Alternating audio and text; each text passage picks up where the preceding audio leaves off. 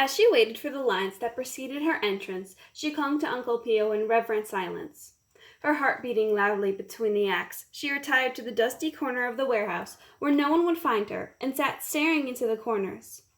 At the close of the performance, Uncle Pio brought the granddaughter of the Viso di Barrera into Camilla's room. Camilla stood along the clothes that hung upon the wall, weeping with happiness and shame. She finally flung herself on her knees and kissed the older woman's hands. The older woman kissed hers, and while the audience went home and went to bed, the visitor remained telling Camilla little stories that had remained in the family, of Vico's work and his habits. Uncle Pio was at his happiness when a new actress entered the company. For discovery of a new talent was her side, never failed to bestir the piccoli. To Uncle Pio, standing at the back of the auditorium, bent double with joy and malice, it seemed that the body of the piccoli had become an alabaster lamp in which strong light had been placed. Without any resort to tricks or false emphasis, she set herself to face the newcomer. If the play were comedy, she became the very abstraction of wit, and if, as it was more likely, it was a drama of wronged ladies and implacable hates, the stage fairly smoldered with her emotion.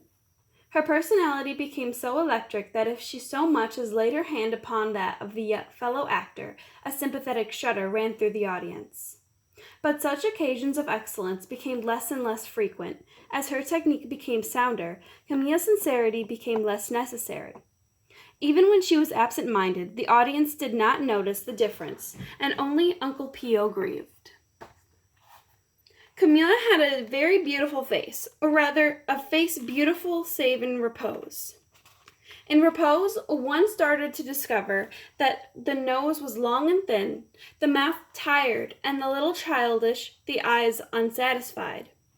A rather pinched peasant girl, dragged from the café chance, quite incapable of establishing any harmony between the claims of her art and her appetites of her dreams and the crowded daily routine.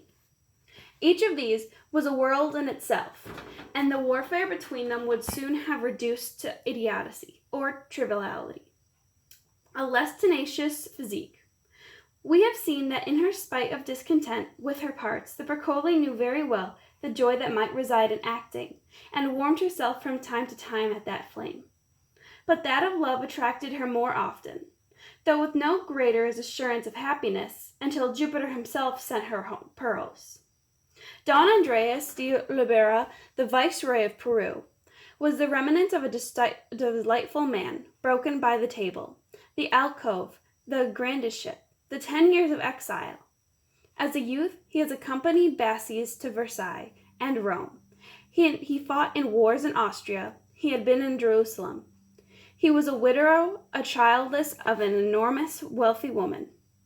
He had collected coins a little, wines, actresses, orders, and maps. From the table he had received the gout, from the alcove a tendency to convulsions, from the grandyship a pride so vast that he seldom heard anything that was said to him, and talked to the ceiling in a perpetual monologue. From the exile oceans of boredom, a boredom so persuasive that it was like a pain. He woke up with it and spent the day with it, and sat by his bed all night watching his sleep. Camilla was passing the years in the hard-working routine of the theater, savored by a few untidy love affairs. When this Olympian personage, for he had a face and port to fit play gods and heroes on the scene, suddenly transported her into the most delicious midnight suppers at the palace. Contrary to all the traditions of the stage she adored her elderly admirer.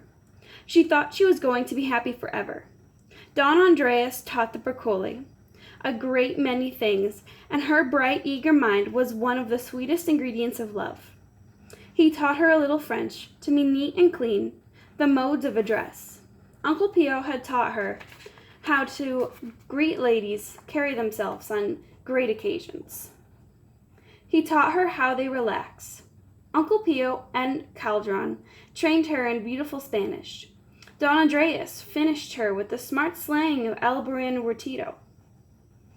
Uncle Pio was made anxious by Camilla's invitation from the palace. He would have much preferred that she continue with her little vulgarian love affairs in the theater warehouse. But when he saw that her heart was gaining a new finish, he was well content. He would sit in the back of the theater, rolling about his seat for sheer joy and amusement, watching the Procole intimidate to the audience, and she frequented the great world about whom the dramatist wrote. She had a new way of fingering a wineglass, of exchanging an adieu, a new way of entering a door that told everything.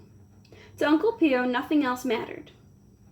What was there in a world more lovely than a beautiful woman doing justice to a Spanish masterpiece, a performance, he asks you, packed with observation, and in which the very spacing of words revealed a comment on life, and the text, delivered by a beautiful voice, illustrated by a faultless carriage, considerable personal beauty, and irresistible charm. We know we are almost ready to take this marvel to Spain, he would murmur to himself. After the performance, he would go around to her dressing room and say, "Very good."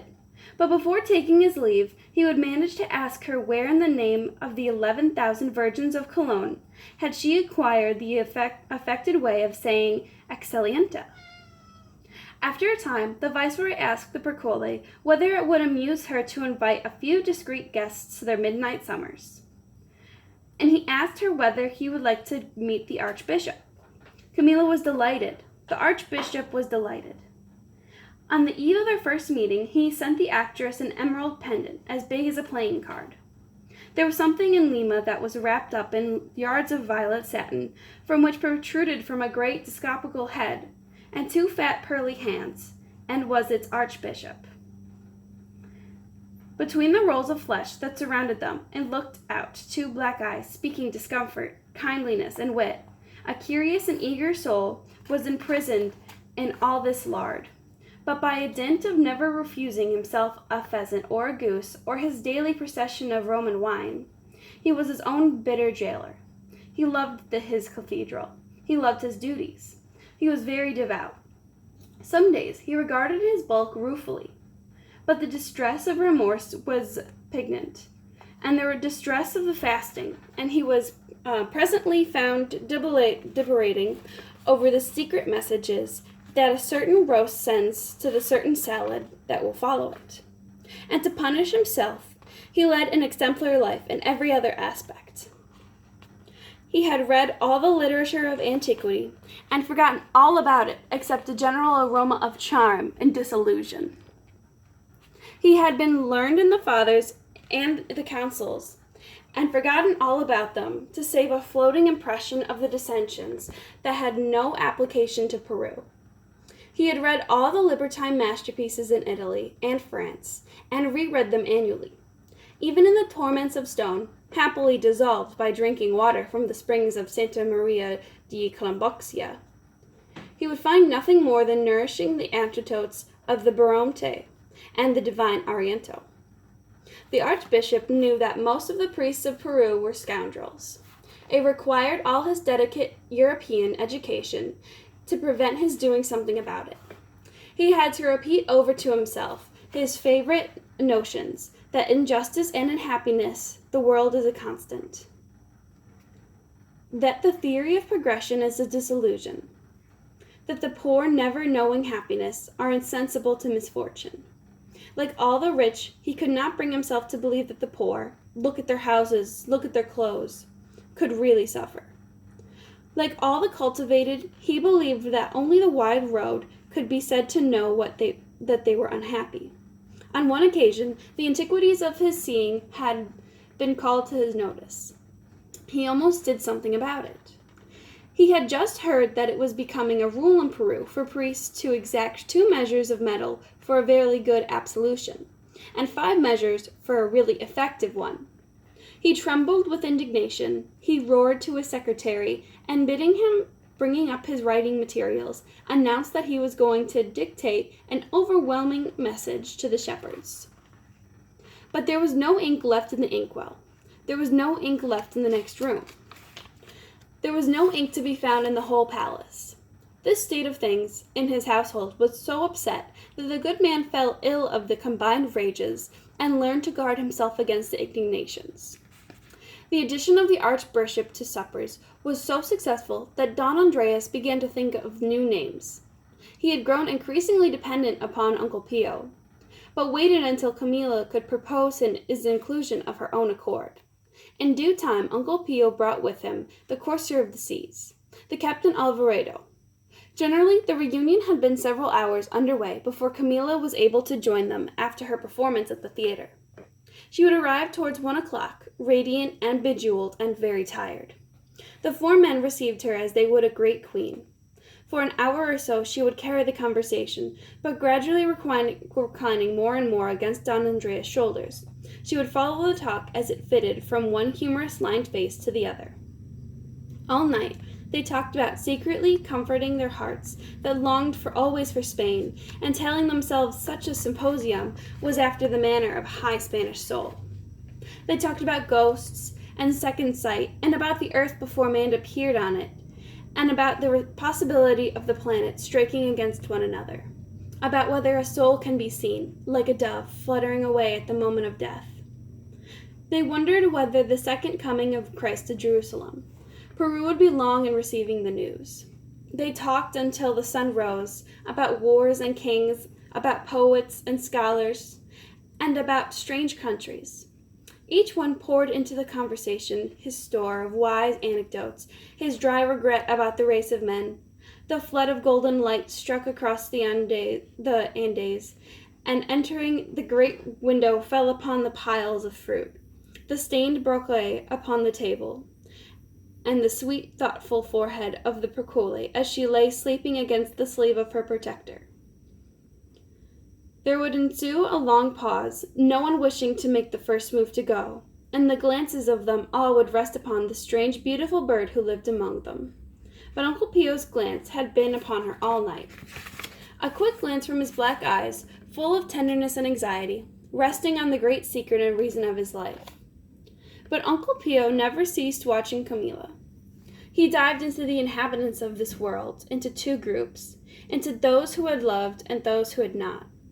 It was a horrible aristocracy, apparently, for those who had no capacity for love, or rather suffering in love, could not be said to be alive, and certainly would not be alive again after their death.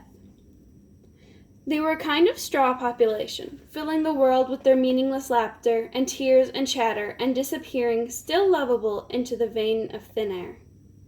For this distinction he cultivated his own definition of love, that was like no other, and he had gathered all his bitterness and pride from his odd life.